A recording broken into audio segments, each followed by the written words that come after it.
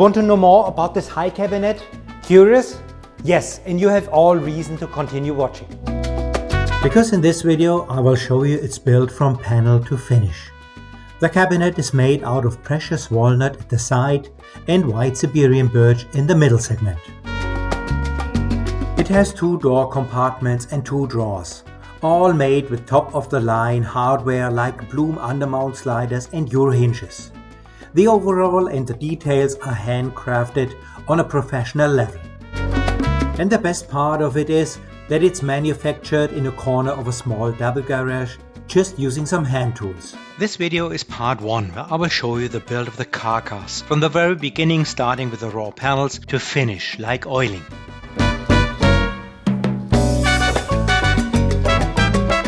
And if you're interested, keep on watching.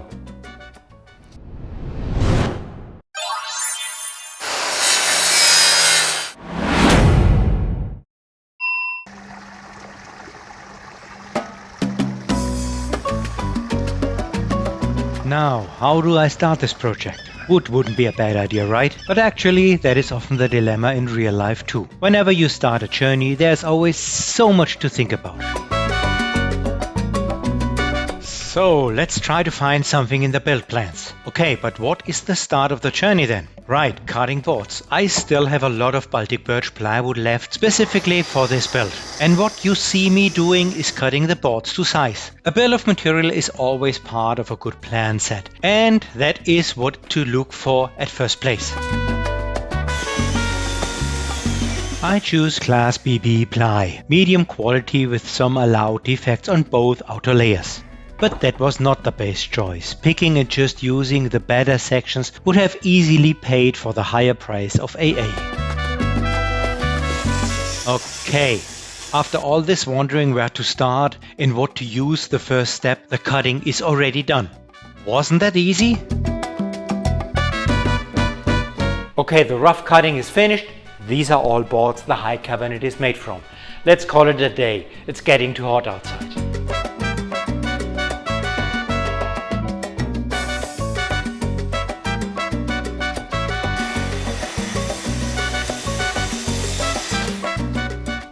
Okay, now it's getting really weird. Plywood edges do not really fit to the styling of this cabinet. On some furniture it might fit pretty well, but not for this office cabinet. So, in a very special and unique way, I attach maple stripes in front of the ply edges. And that is what you see me doing. If you want to know more about it, watch part 2, because for the front panels this technique is explained a little better. But if you're really interested, you can also watch my extra video, link is below.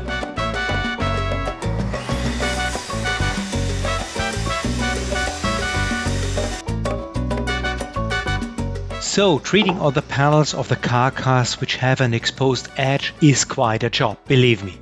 And that is not the only finessing step prior to the first assembly.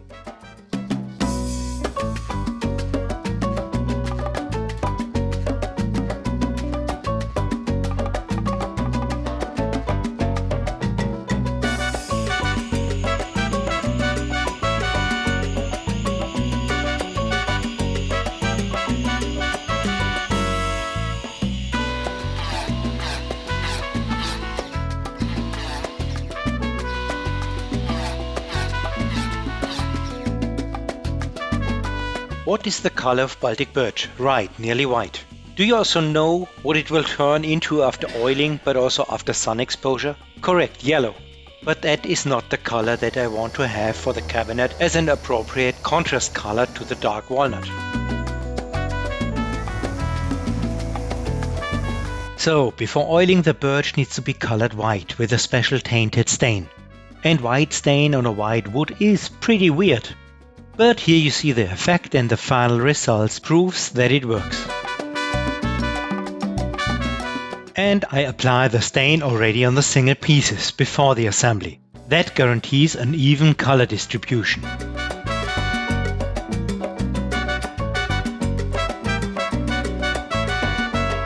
You just saw me preparing all necessary boards for my first sub-assembly, which is the H assembly, how I call it.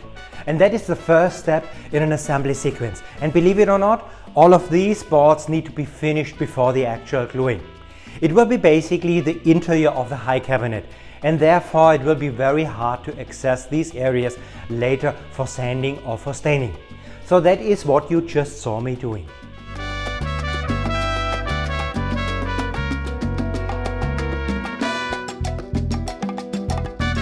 From now on, all parts fall into their place.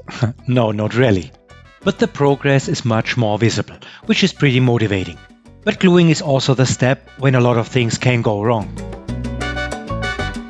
And that is also pretty often in life. Moving forward and striving always implies a certain level of uncertainty and risk.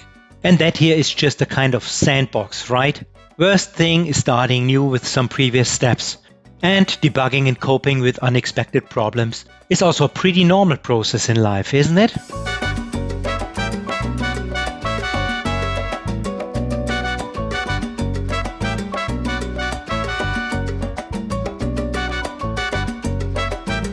What you see me assembling and gluing follows a certain assembly sequence, which you see here. This sequence is basis of the complete layout of the cabinet. Even the single parts with their design need to follow the spirit of this sequence.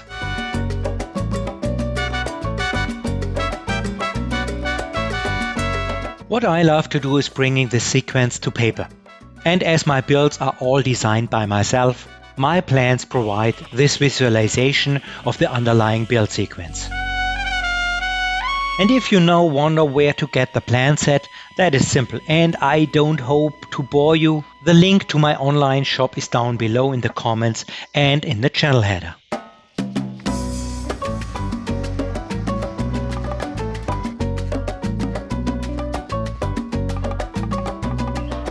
See that? What amazing piece of walnut wood. Just perfect for my next mission wood project.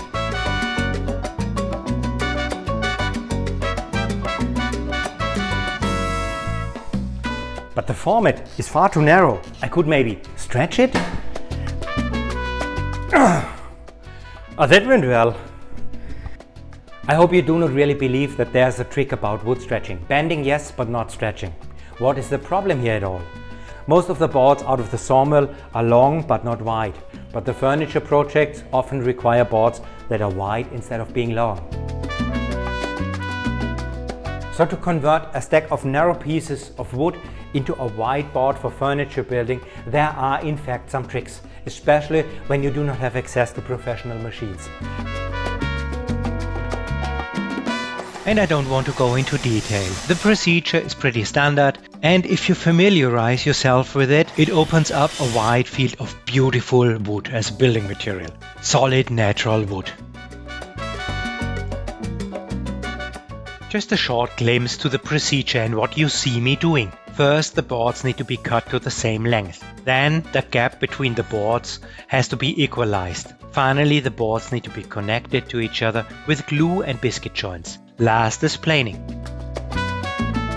And that was the very short version. You can leave it on this level if you have machines doing these steps, but then you need to know how to run the machines. And if you're using hand tools, then there's a little more knowledge needed for the handcrafting. But if you're really interested about some more details, watch my, extra video about it. Where do you find it? I guess you know by now, right? So the two walnut boards need to go on the birch assembly. And you probably imagine that this is not done on its own. A little brain work is needed to first locate the walnut boards on the existing assembly and then do the exact marking and then the sizing cuts. This is where the walnut boards can get really messed up if you only cut too short a tiny bit.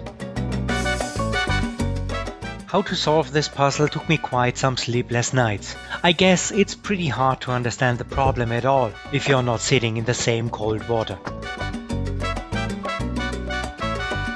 But if you tried and would have problems at this point, please leave me a comment. I would be happy to explain a little more, in case anybody would be interested at all. So you just saw the next huge pivot point of the project, the gluing of the two walnut side panels. The challenges were that these panels needed to match exactly to the cabinet interior panels in dimensions. But finally all went really well, and that is what the result looks like. Some minor finessing steps left, and at this stage the pressure releases. There's hardly anything that could go wrong at this stage, except of a car crashing into the garage or a water leak above. But still, no reason to celebrate the finishing line. We are not there yet.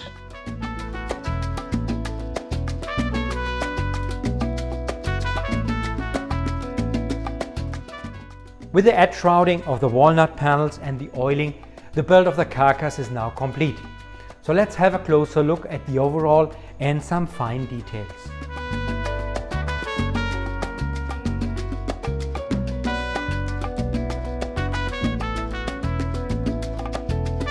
So I hope you enjoyed this video and found some inspiration for your own build, and maybe the one or the other trick that you did not know so far.